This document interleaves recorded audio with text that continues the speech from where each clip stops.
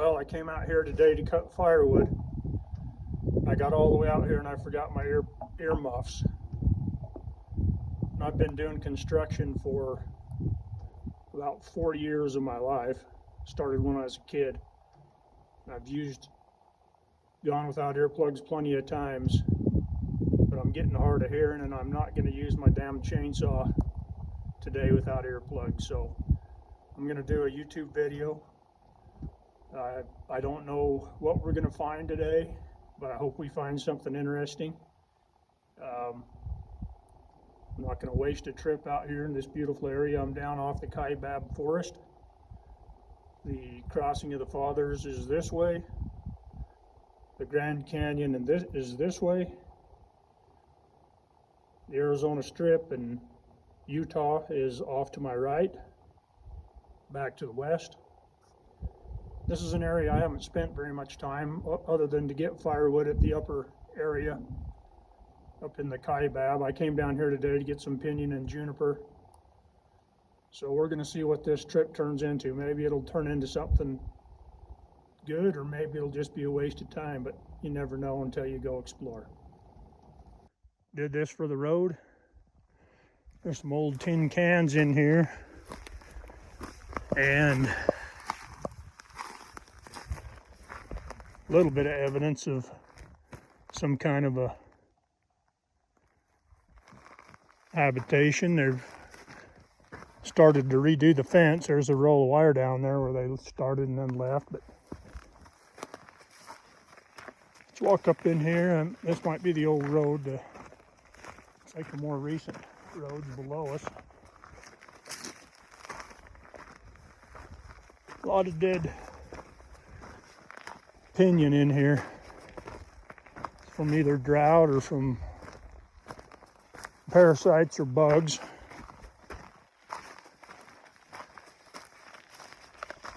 It's one reason getting rid of dead and down wood with firewood and other methods of thinning and timber sales are good for the habitat as well as good for the fire prevention. Don't let the environmentalists tell you that it's wrong, because it's necessary or we lose our land to catastrophic wildfire. I used to work for the Forest Service as a timber cruiser, marking timber sales, and the reason we're having these catastrophic wildfires in the West today is because of poor management.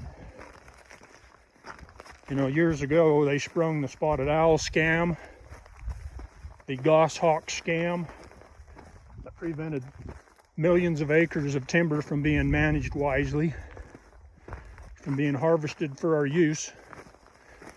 We have the best science and the best technology and the least offensive and invasive methods, and yet third world countries are raping and pillaging their land to provide for our needs. And that's a real crying shame. But don't be fooled by the environmental agenda that's seeking to destroy our economy and destroy our way of life. It's nothing more than a globalist ploy, and that these people that are the so-called environmentalists are just mindless pawns of these globalists doing their bidding, because they're trying to shut down our economy and destroy it so they can rule the world. And they can't rule the world unless they rule America first, because America is the world's powerhouse. And that goes for everything from technology to military might to science and technology, all the way down to treasure hunting. And it's time we come together to sort some of this out before we get into a civil war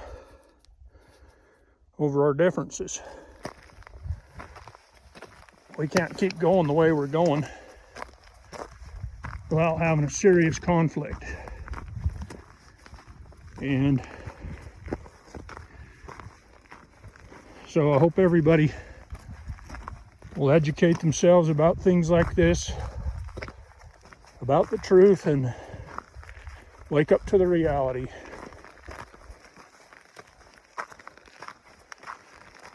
The last 3.5 years has been the worst economy we've had since Carter.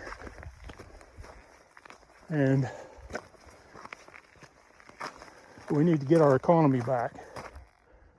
There's some pretty interesting quartz rocks, and it's pretty heavy. Interesting rock. Little outcropping right here.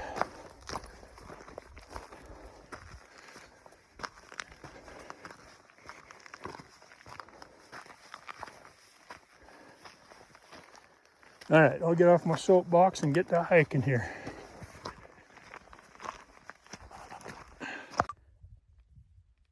We're getting in some, looks like lava here.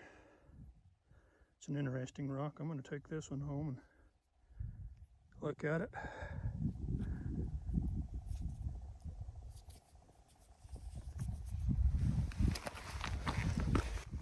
A lot of interesting stuff right here, embedded in the road.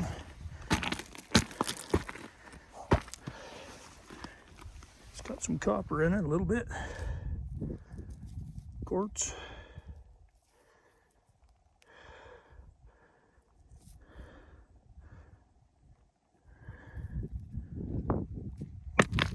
Limestone. Kind of pretty.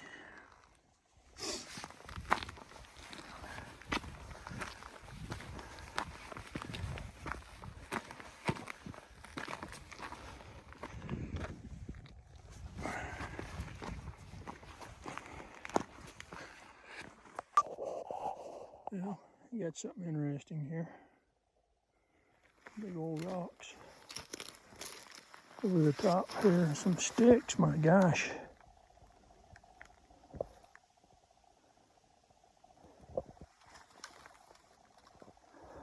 How are those sticks even holding them rocks up? That is a freaking lot of weight. That is unbelievable. There must be a mine right there. An old can.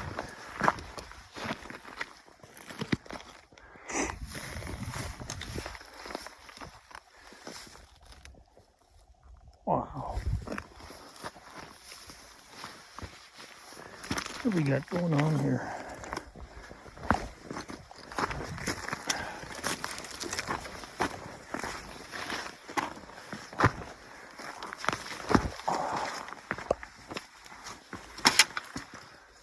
Yeah, the rocks aren't as big as I thought, but it would have taken a lot of power to...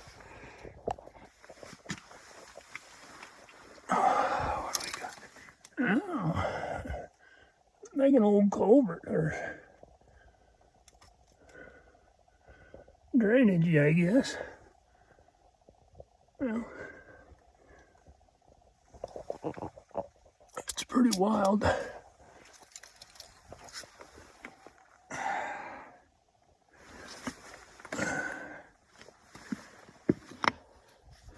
It's kind of a under egg looking thing. It's probably what it looks like inside. I guess it's a drainage culvert here.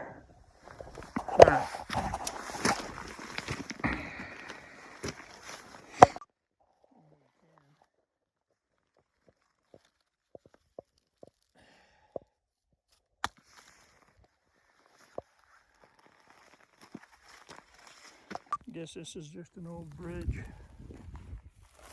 handmade.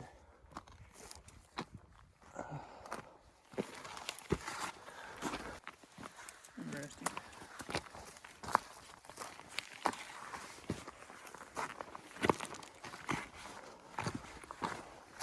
That tree is on its last leg.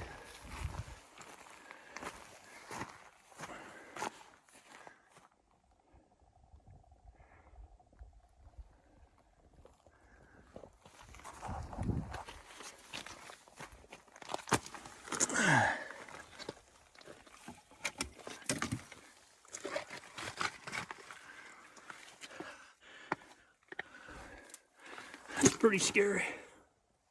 Oh, it's covered in cedar trees. We'll break through sometime on that one.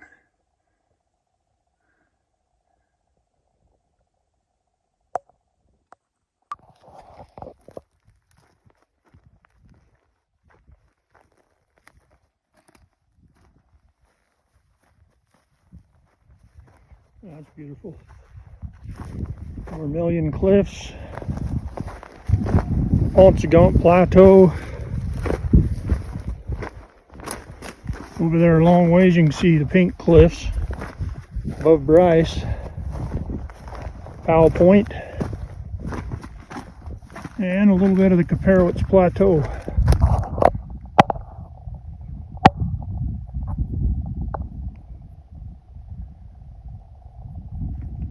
Beautiful country.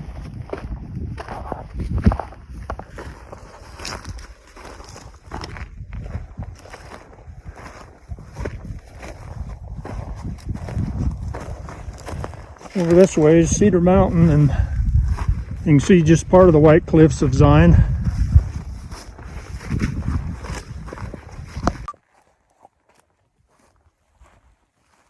Here's a better view.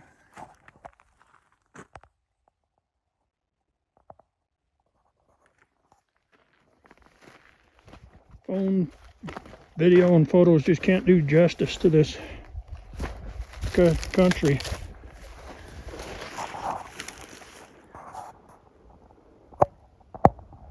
Beautiful. Some mule deer buck beds right here. Down by this bigger cedars. Might be a shed or two around. I have to take a look around here for a minute.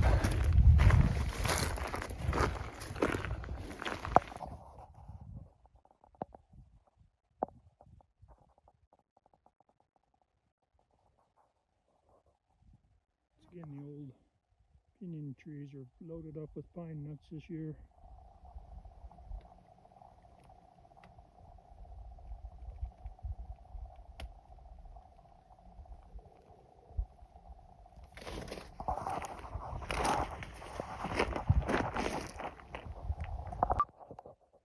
Kind of an interesting outcropping feature here, a bunch of conglomerate, a couple different layers of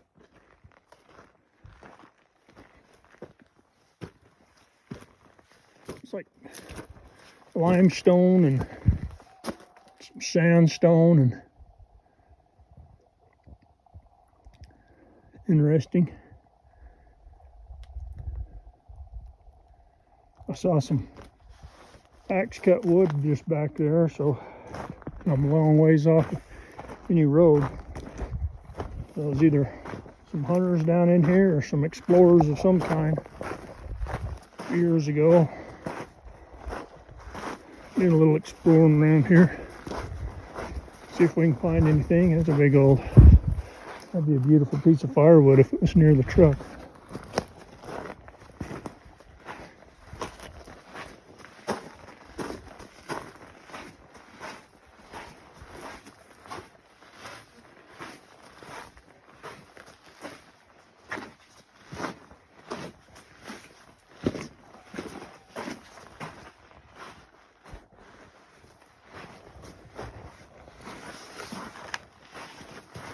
Little hollyberry.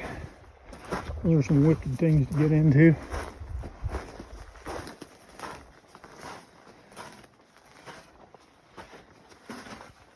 And trees eking out a living.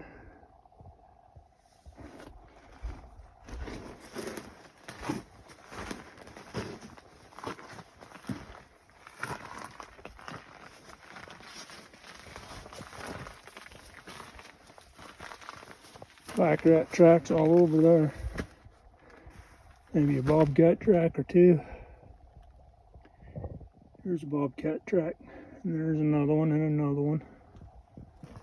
Back in the day, that'd have been a good spot for catching one.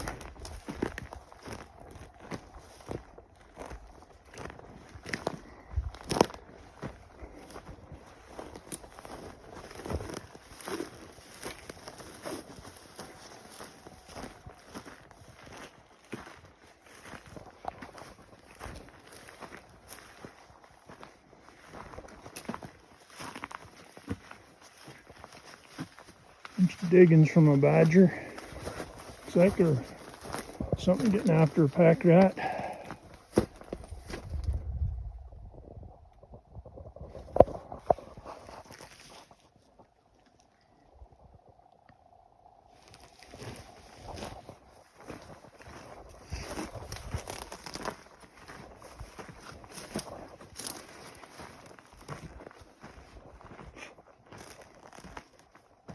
Flies are sticky today. They're doing their last hoorah before winter gets them, before the fall frost starts to take them out.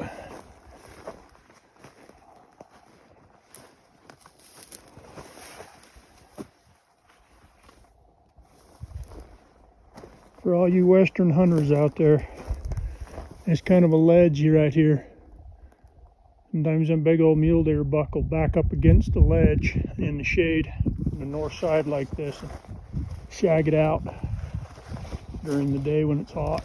They can see they got their back against the wall where nothing can sneak up on them. We've seen them kill lots of big bucks in little hidey holes like this.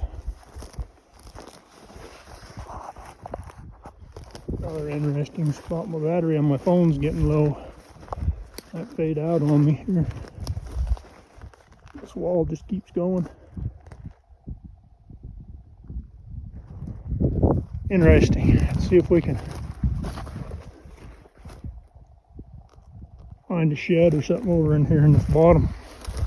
There's not much water down here, so this is the wintering area.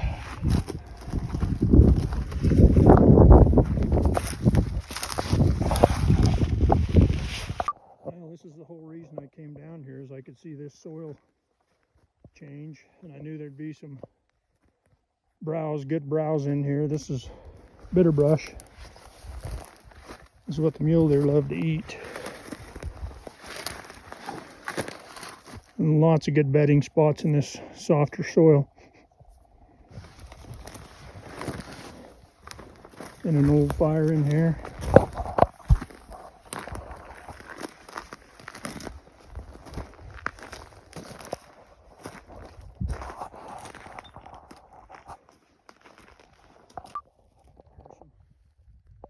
Woodpecker holes. These old pinyon tree. If anybody's home.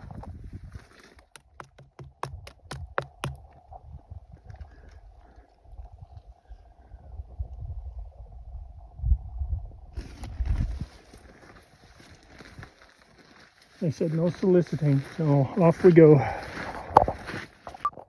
You know, the other side of the canyon's got another ledgy, south-facing bluff. And this is some great country. Good habitat. Good habitat for the flies that are biting the shit out of me.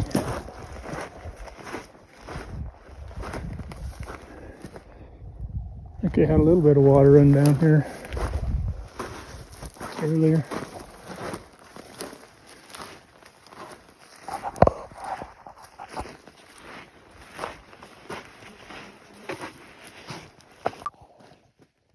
There's some bachelor buttons for all you bachelors out there.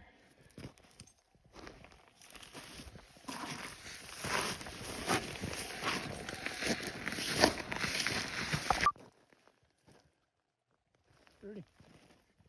Thought the wildflowers would have been blooming, done with the blooming. We did have some rain and moisture a little bit back. There's even some, it's like some skyrockets. Is that what these are? It's not paintbrush, but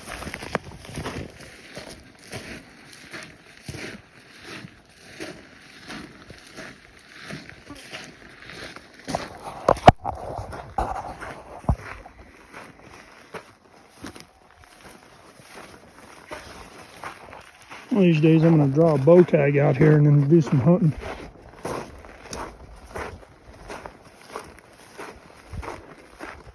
It's hard to draw a tag on the Arizona Strip, any of the units.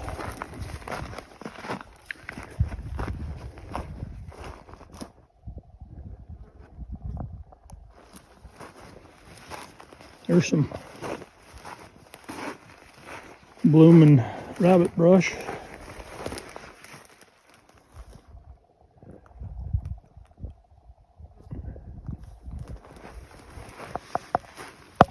Actually, I think that's some type of a mustard plant, not rabbit brush.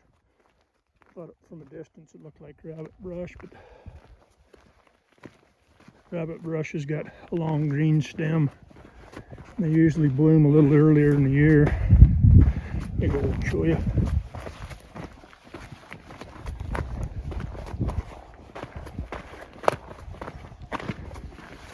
Now there's an example of a man-made rock put on a rock.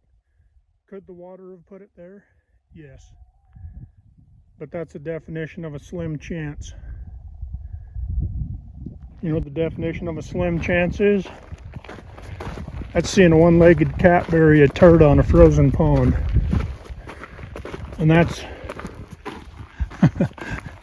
when you look at all these other theories that are out there, particularly evolution. It's about what you got, the definition of a slim chance.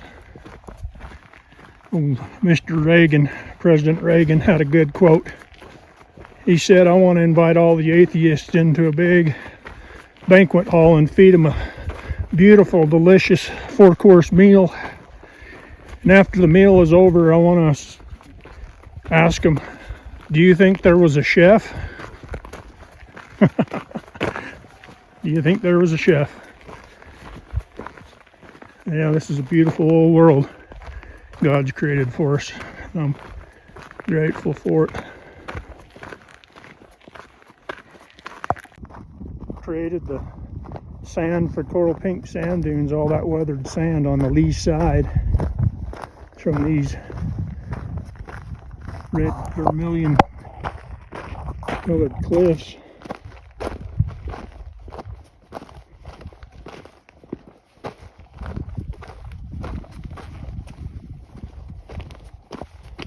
And I can see how geologists could see that it'd take millions of years, but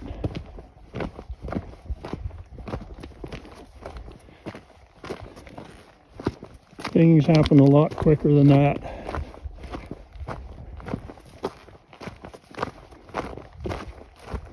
As little patience as I had, I don't think God would wait a million years for things to happen. He created the forces that shape this land. It's more a staccato of catastrophic forces punctuated by long periods of time where nothing changes much. And I'm afraid we're headed for a time period of a lot of change. We've got earthquakes all over the world. We've got unusual weather systems, and I think we're headed for some tough times and tribulations. Hope everybody's getting prepared. Make it through an economic downturn, possible collapse, possible civil unrest. Irregardless of how this election goes in a couple months here, our country's so evenly divided with good and evil that one side's going to be extremely disappointed with the outcome, and I'm afraid we're going to have a lot of problems. Anyway, prepare yourselves and your families and trust in God and keep your powder dry, the old timers used to say.